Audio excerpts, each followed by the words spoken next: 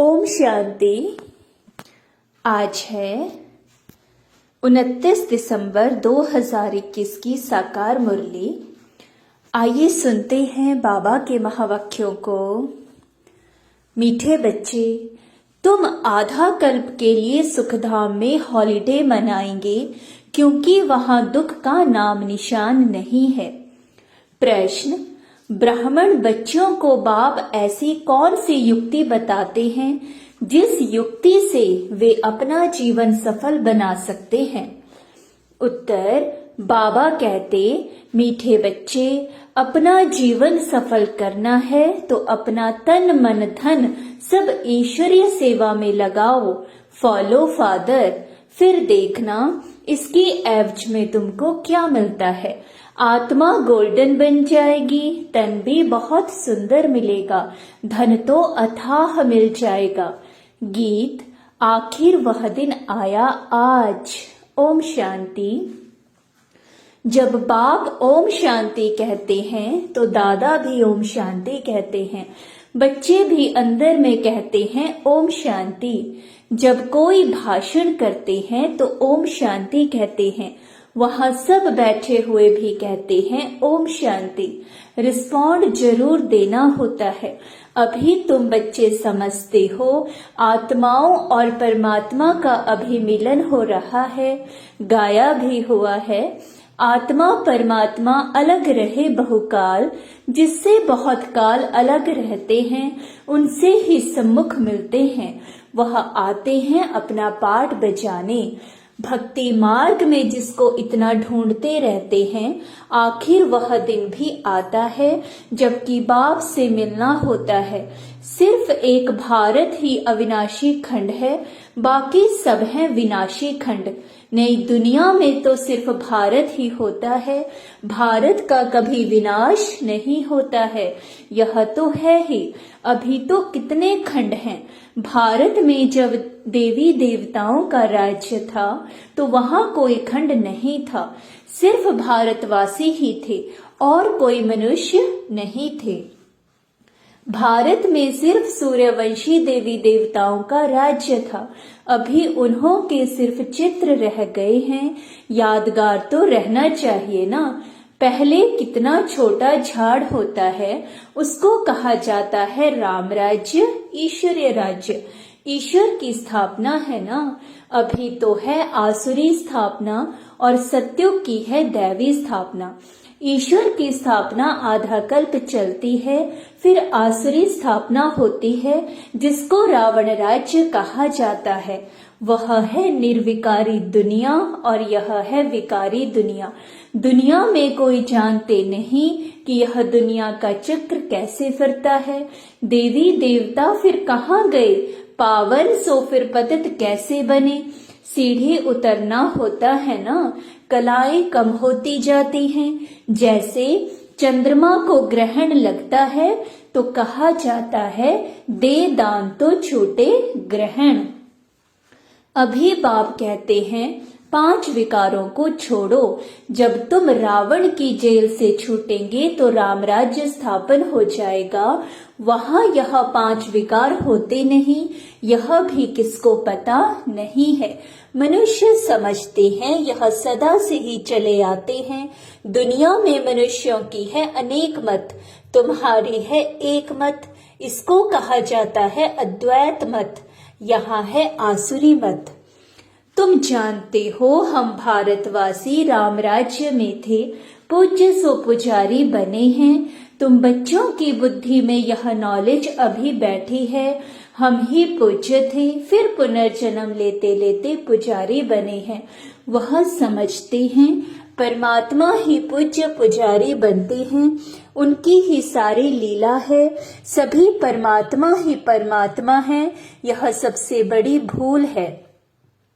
अभी तुम बच्चों को तो खुशी होती है, जिस बाप को आधा कल्प याद किया है अब वह मिला है।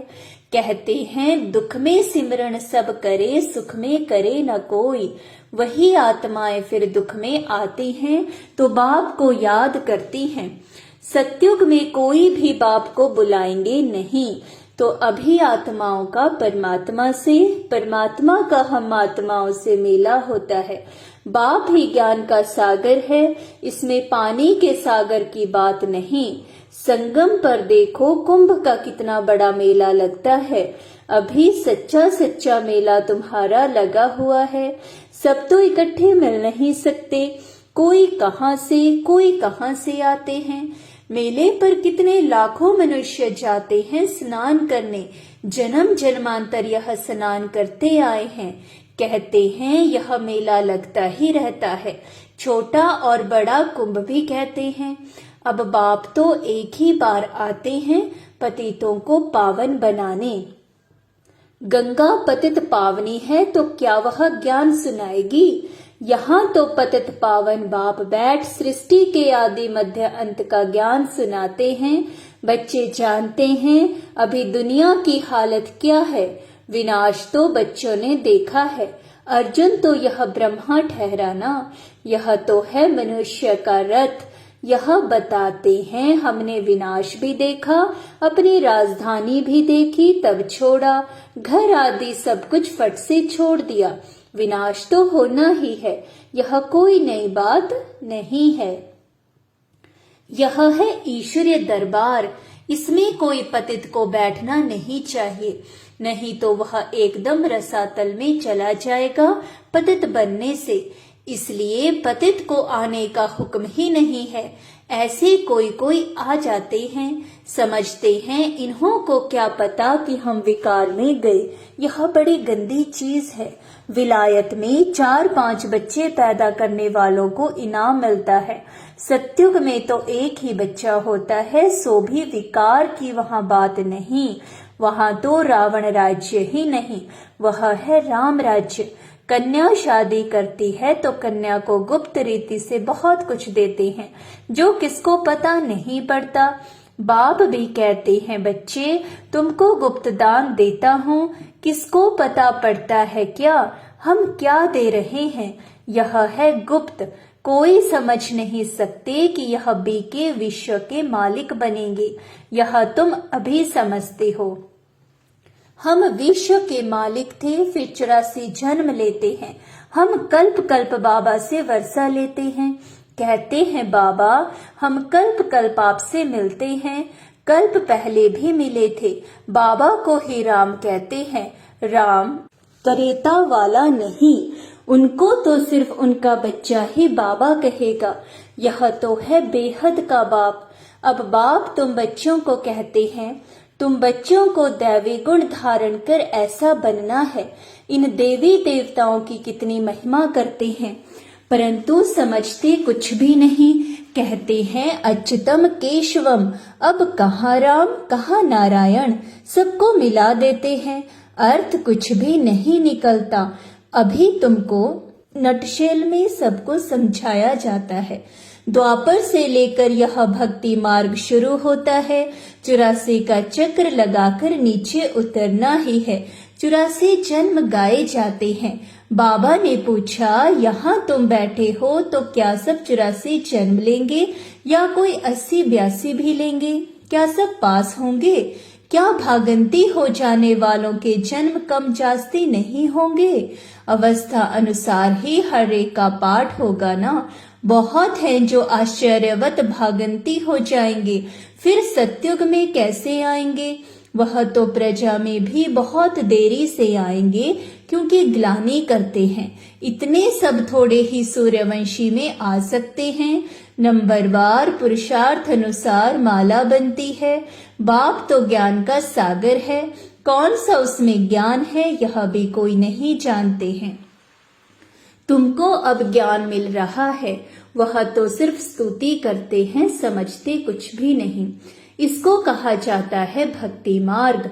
त्योहार भी जो मनाए जाते हैं वह है सब इस समय के, जो फिर बाद में मनाए जाते हैं। तुमको तो आधा कल्प सुख में हॉलिडे मिल जाती है, कभी दुख का नाम नहीं देखेंगे। हॉलिडे हो जाता है क्योंकि तुम पवित्र हो जाते हो ना। बाप समझाते हैं तुम्हारा यह अंतिम जन्म है, जब रावण राज्य शुरू होता है उसको मृत्युलोक कहा जाता है। मृत्युलोक मुर्दाबाद, अमरलोक जिंदाबाद होता है। सुख और दुख, राम और रावण का यह खेल है। राम द्वारा तुम राज्य पाते हो, रावण द्वारा तुम राज्य गंवाते हो। बाप कहते हैं तुम अपने जीवन को नहीं जानते हो और कोई ऐसे कह ना सके, बाप ही बतलाते हैं। वह तो 84 लाख कह देते हैं, फिर तो कल्प की आयु लाखों वर्ष हो जाती है। कुछ भी बुद्धि में नहीं आता जो इन बातों को समझ सके। कल्प की आयु भी रॉन्ग लिखती है। यह शास्त्र आदि सब भक्ति मार्ग के हैं। तुम बच्चों को कितना सहज समझाया जाता है, आगे चलकर और अच्छी रीति समझाएंगे। जब कोई मरता है तो उसमें सिर्फ थोड़ा वैराग्य आता है, उसको कहा जाता है शमशानी वैराग्य। शमशान से बाहर निकल मार्केट में गए तो खलास, जाकर मांस मदिरा खरीद करेंगे। तुम बच्चों को इस समय है सारी पुरानी दुनिया से वैराग्य। बाबा समझाते हैं वैराग्य 2 प्रकार का है। निवृत्ति मार्ग वालों का है हद का वैराग्य, वह प्रवृत्ति मार्ग के लिए ज्ञान देंगे ही नहीं। दोनों पवित्र बनो, यह वह कह नहीं सकते। गीता वह सुना न सकी, तुमको तो ज्ञान सागर से ज्ञान मिलता है। वह समझते भी हैं परंतु उनको डर रहता है, आगे चलकर मान लेंगे। बरोबर गीता कृष्ण ने नहीं सुनाई, अगर अब कहेंगे तो उनके सब फॉलोअर्स भाग जाएंगे। फट से कहेंगे इनको बीके का जादू लगा है। अब बाप समझाते हैं अगर देवता बनना है तो दैवी गुण धारण करो। मुख्य बात है पवित्रता की। यहाँ मनुष्यों का खान पान ही देखो कितना आसुरी है। जन्म जन्मांतर की पाप आत्माएं हैं, पुण्य आत्मा एक भी नहीं है। अभी तुम बन रहे हो। सत्युग में सब पुण्य आत्माएं होती हैं, वहां है ही श्रेष्ठाचारी पावन, यहाँ है भ्रष्टाचारी पतित। सत्युग में 5 विकार होते नहीं।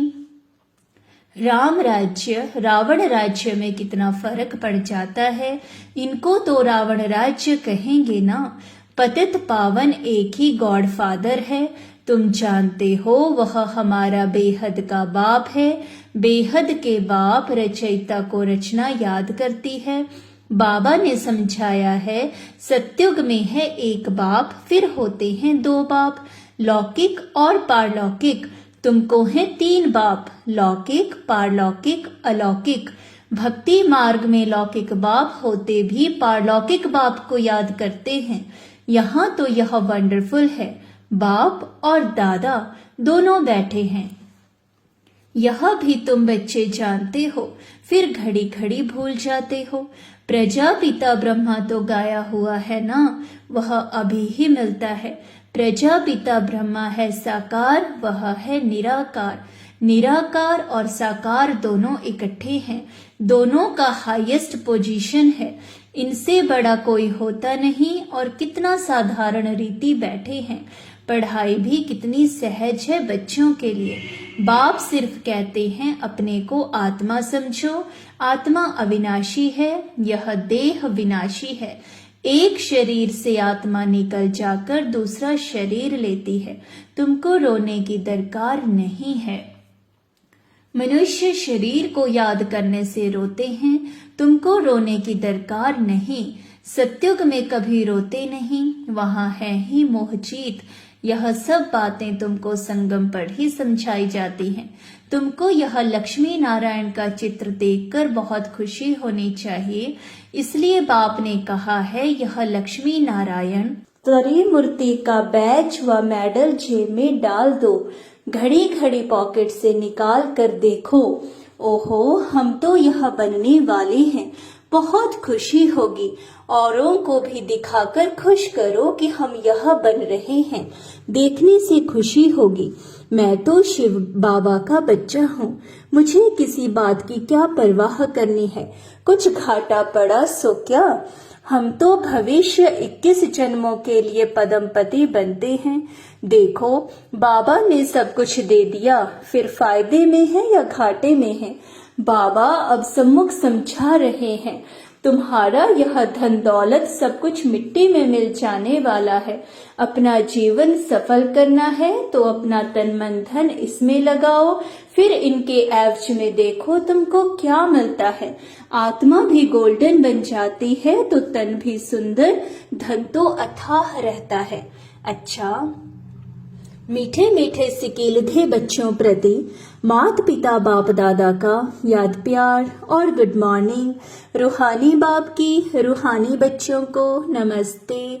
हम रूहानी बच्चों की रूहानी बाप दादा को याद प्यार, गुड मॉर्निंग और नमस्ते।